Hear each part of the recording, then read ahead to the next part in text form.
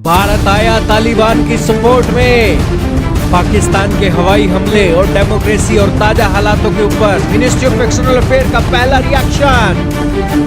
जी हाँ दोस्तों, एक तरफ भारत अफगानिस्तान को खड़ा करने, वहां पर सुचारू रूप से सारी व्यवस्था को स्टैब्लिश करने और वहां के लोगों के जीवन को आसान बनाने के लिए प्रयास कर रहा है, ताकि सदियों तक एक ऐसी मिसाल पैदा की जा सके जिसके अंदर भारत अफगानियों की मदद करने के लिए जाने जाए।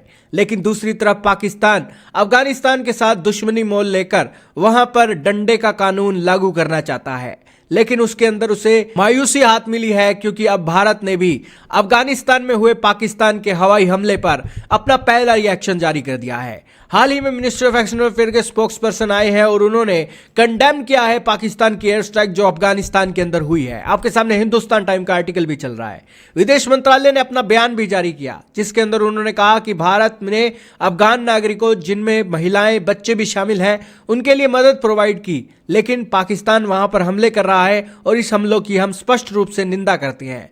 एमईए ने कहा कि पाकिस्तान का लगातार से पुरानी प्रथा चलती आ रही है कि वो अपने देश की आंतरिक विफलताओं के लिए पड़ोसियों को दोष देता है। पाकिस्तान की एक पुरानी और दीर्घकालिक पद्धति भी यही रही है।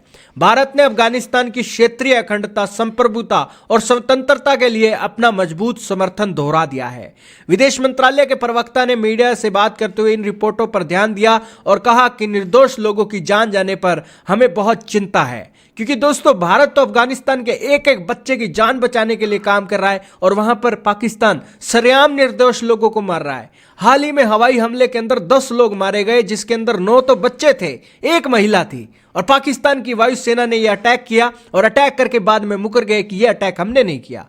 पाकिस्तान की सेना आज इतनी कट्टर और राक्षस बन चुकी है कि यह सभी दुनिया के सभी लोगों पर अटैक करती है, आरोप लगाती है, लेकिन जब अपने पर बात आती है तो मुकर जाती है। दोस्तों, हाल ही में पाकिस्तान की सेना ने इमरान खान के ऊपर सारा ठीकरा फोड़ दिया, लेकिन अब पाकिस्तान के अंदर पीटीआई और उनके कुछ समझदार पत्रकार आज अपनी सेना से पूछ रहे हैं कि तुम्हारा हक क्या है, तुम सियासतदानों के ऊपर इतनी जुबान खोल रहे हो। उनका कहना है कि क्या तुम्हारे राज में पाकिस्तान के जो जनरल थे जानबूझकर सियासत के अंदर आकर तख्ता पलट नहीं करते थे?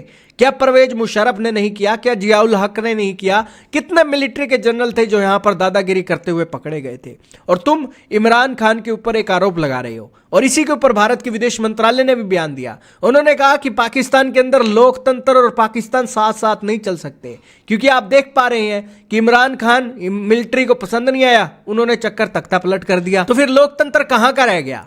तो यहां पर पाकिस्तान की मिलिट्री देश को खतरा है, देश को खतरा है, ये बोल बोलकर इमरान खान को नेशनल सिक्योरिटी का थ्रेट बता रही है, जबकि सबसे बड़ा नेशनल सिक्योरिटी का थ्रेट तो पाकिस्तान के जनरल है। दोस्तों, पाकिस्तान का डीजीआईएसपीआर धमकी दे रहा था कि फौज के अंदर जो जवान है वो लड़ते हैं बॉर्डर पर, ये पाकिस्तान के जो सियासतदान है ये थोड़ी ना बॉर्डर पर लड़ते हैं। अब इन गधों से कोई पूछे कि पाकिस्तान के मिलिट्री जनरल जब रिटायर होते हैं तो वो क्या पाकिस्तान के अंदर अपनी जिंदगी बिताते हैं, विदेशों के अंदर रहते हैं?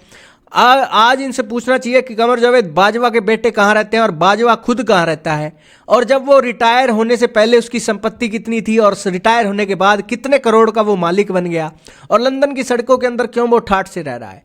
तो इसलिए दोस्तों, ये जुमलेबाज एक पाकिस्तान की फौज बन चुकी है और इस मामले में लोकतंत्र तार तार हो गया है। और भारत की एमईए के स्पोक्स पर्सन ने तो कहा कि लोकतंत्र और पाकिस्तान तो साथ साथ चल ही नहीं सकते। मैं इसके बारे में ज्यादा बोलकर अपना समय नहीं खराब करना चाहता, क्योंकि सारी दुनिया को पता है। लेकिन फिर भी दोस्तों, पाकिस्तान के अंदर भी इस तरीके की डिक्टेटरशिप है और अमेरिका के अंदर भी इस तरीके की डिक्टेटरशिप है, और अमेरिका ने पैसों के लिए अपनी वैल्यूज को ठोकर मार दी, और ट्रंप साहब व्हाइट हाउस के अंदर आसिम मुनीर जैसे डिक्टेटर को और शहबाज शरीफ जो कि एक प्यादे हैं उनको वेलकम कर रहे थे व्हाइट हाउस के अंदर। तो खैर दोस्तों, लेक्चर दिए जाते हैं अक्सर जिनके ऊपर एक गुलाम बनाया जाता है, और जो गुलामी एक करवाते हैं वो लेक्चर देते हैं, सुनते नहीं हैं।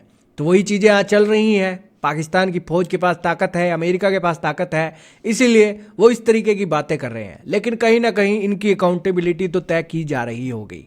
आपका क्या मानना है, कमेंट में बताइएगा।